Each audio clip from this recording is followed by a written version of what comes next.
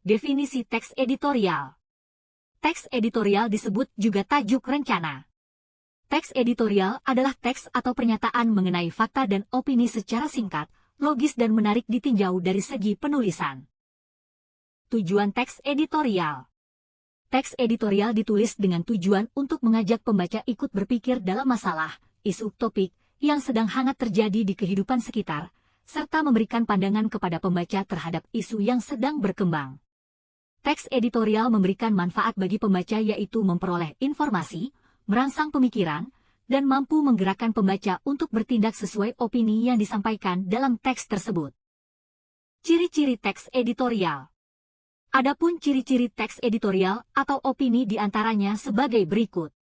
1. Tema tulisannya selalu sedang berkembang atau dibicarakan oleh masyarakat, aktual, dan faktual. 2. Bersifat sistematis dan logis. 3. Tajuk rencana merupakan opini atau pendapat yang bersifat argumentatif. 4. Menarik untuk dibaca karena penggunaan kalimatnya yang singkat, padat, dan jelas. Fakta. Fakta dalam teks editorial adalah hal, keadaan, dan peristiwa yang berupa kenyataan atau sesuatu yang benar-benar terjadi. Fakta dalam teks editorial berupa peristiwa dan data-data terkait yang dibahas. Contohnya adalah hutan mempunyai banyak manfaat untuk kelangsungan makhluk hidup termasuk manusia. Opini. Opini merupakan suatu sikap atau pendapat dari seseorang tentang sebuah keadaan yang pernah atau bahkan belum terjadi. Opini dalam teks editorial dapat berupa penilaian, kritik, prediksi atau dugaan berdasarkan fakta empiris, harapan, dan seorang penyelesaian. Berikut adalah contohnya. Mengingat begitu pentingnya fungsi hutan, sebaiknya pemerintah bersama dengan masyarakat bekerja sama memberikan perhatian lebih terhadap kondisi hutan di tanah air ini. Struktur teks editorial ada 3, yaitu 1. Pengenalan isu atau tesis. 2. Argumentasi atau argumen. 3. Penegasan ulang atau reiteration. Pengenalan isu atau tesis. Bagian ini berisi sudut pandang penulis terhadap permasalahan yang diangkat.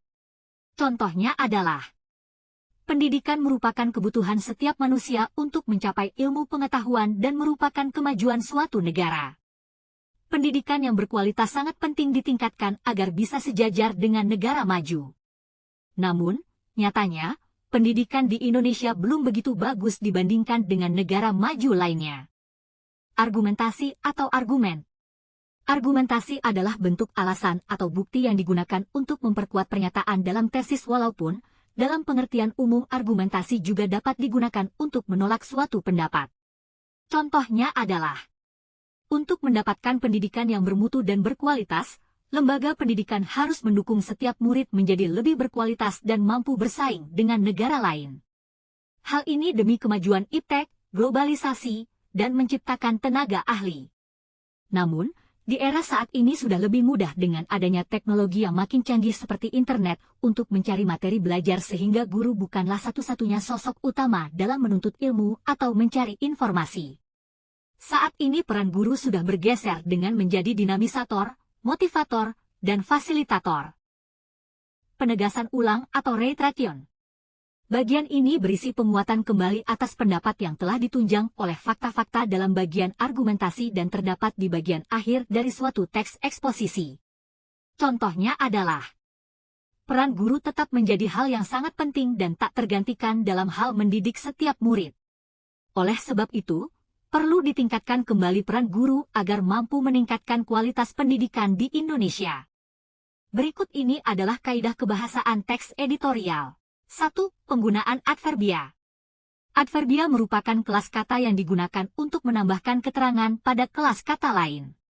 Menurut Kamus Besar Bahasa Indonesia, adverbia adalah kata yang memberikan keterangan pada verba, adjektiva, nomina predikatif, atau kalimat, misalnya sangat, lebih, tidak.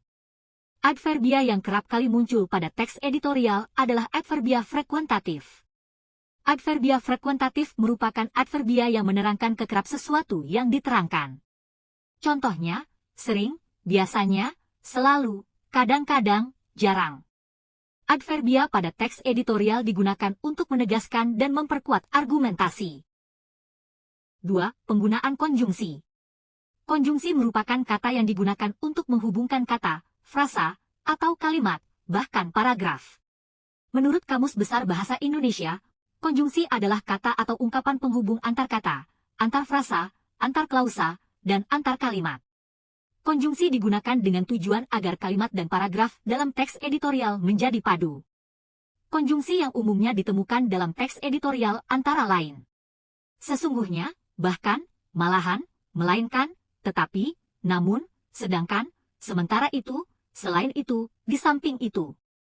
Konjungsi sebab akibat atau kausalitas sering ditemukan pada teks editorial, seperti oleh karena itu, oleh sebab itu, sebab, karena. 3. Penggunaan verba mental. Verba mental merupakan kata kerja yang menyatakan reaksi dan pemikiran seseorang terhadap suatu kondisi atau tindakan. Kata kerja mental memproyeksikan pengalaman kita mengenai pemikiran, keinginan, perasaan, dan persepsi sehingga berhubungan dengan perasaan seseorang bukan perbuatan fisik. Verba mental adalah verba yang menerangkan afeksi, kognisi, persepsi seseorang terhadap sesuatu. Oleh karena itu, pada verba mental terdapat kalimat pemicunya.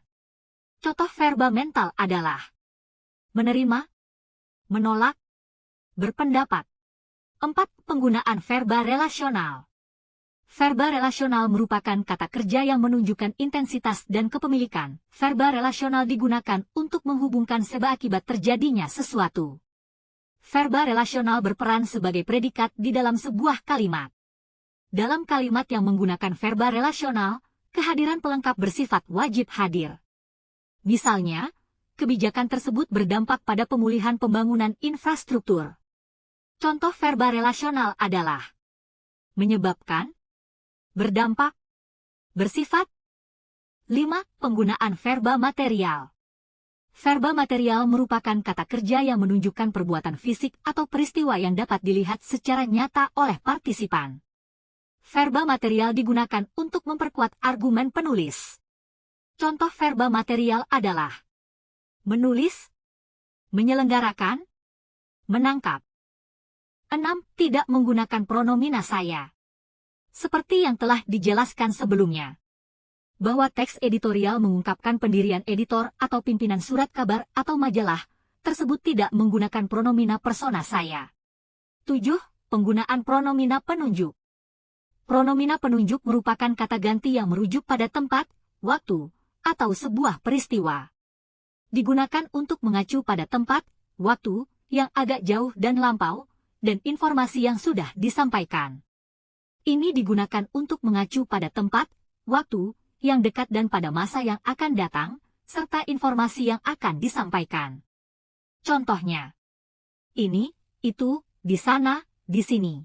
8. Penggunaan kata-kata populer. Kata populer merupakan kata yang dikenal dan digunakan oleh seluruh lapisan masyarakat. Kata populer digunakan dengan tujuan teks yang ditulis dapat mudah dipahami oleh masyarakat. Selain itu, dengan menggunakan kata populer, pembaca lebih santai walaupun membaca teks yang penuh dengan fakta dan argumen kritis mengenai suatu permasalahan. Contoh kata-kata populer adalah cara, bagian, penghijauan, pencitraan, keuntungan.